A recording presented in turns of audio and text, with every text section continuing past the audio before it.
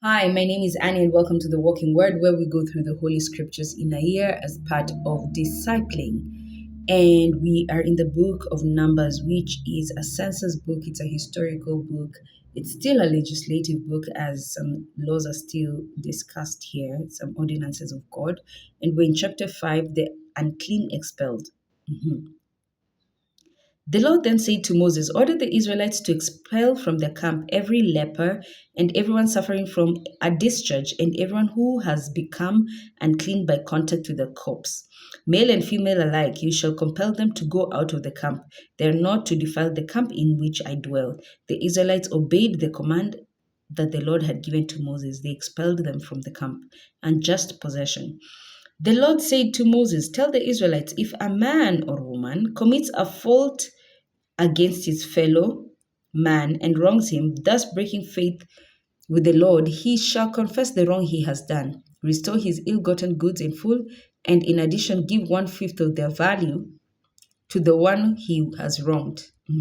However, if the latter has no next of kin to whom restoration of the ill gotten goods can be made, the goods to be restored shall be the Lord's and shall fall to the priest.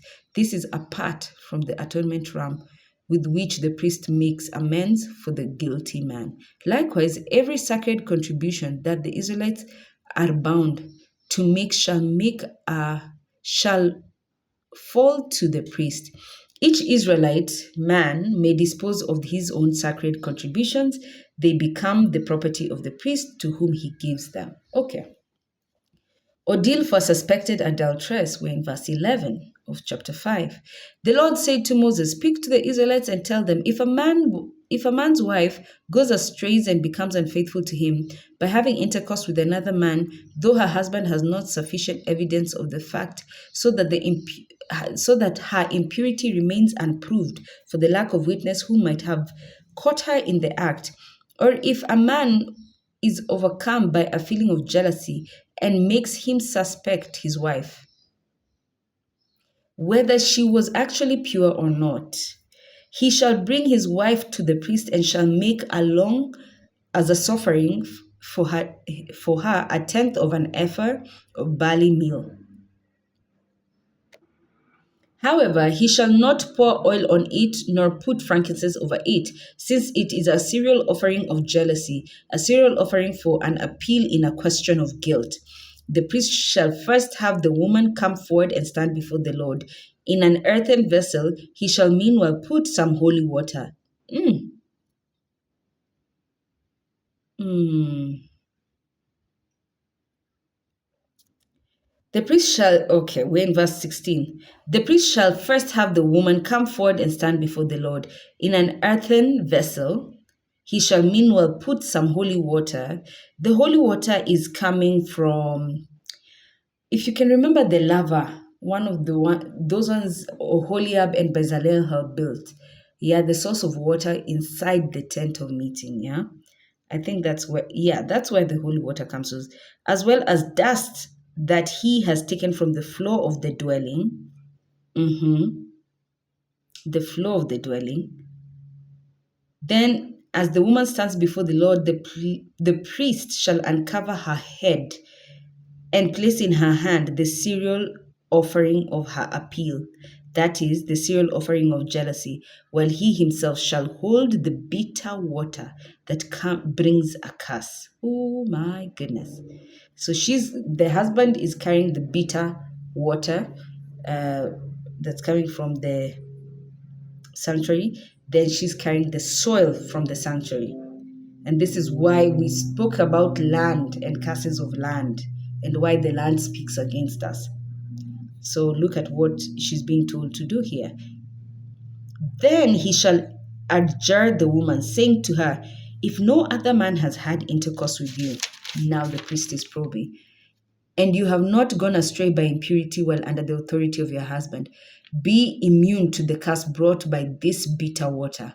But if you have gone astray while under the authority of your husband and have acted impurely by letting a man other than your husband have intercourse with you, so shall the priest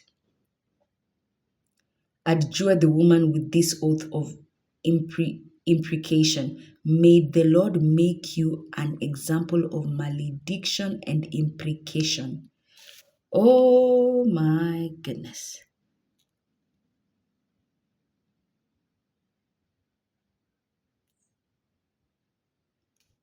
So may you be a curse among your people by causing your thighs to waste away and your belly to swell. Oh my. May this water then that brings a curse enter your body and make your belly swell and your thighs waste away. Like your thighs just lose weight and mass. And all of a sudden your stomach, like malnutrition. If you've ever seen malnutrited children, let it enter your body and make your belly swell and your thighs waste away. And the woman shall say, Amen, Amen.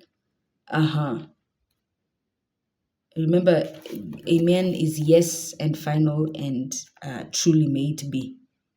The priest shall put the imprecations in writing and shall then wash them off into the bitter water, which he is to have the woman drink, so that it may go into her with all its bitter curse. But first he shall take the cereal offering of jealousy from the woman's hand, and having waved this offering before the Lord, shall put it near the altar, where he shall take a handful of the cereal offering as its token offering, and burn it on the altar. Only then shall he have the woman drink the water.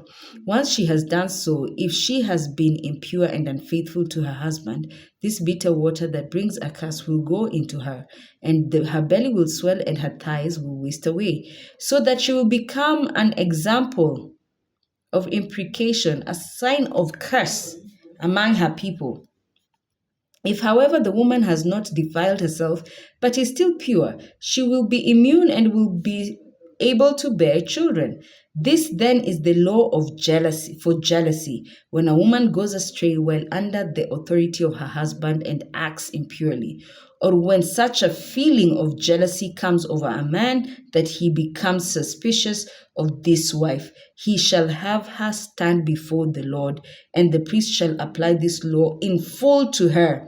The man shall be free from guilt, but the woman shall bear such a guilt as she may have. That's a heavy one. We continue tomorrow from chapter 6, where we are now looking at the laws concerning the Nazarites. Have a blessed day.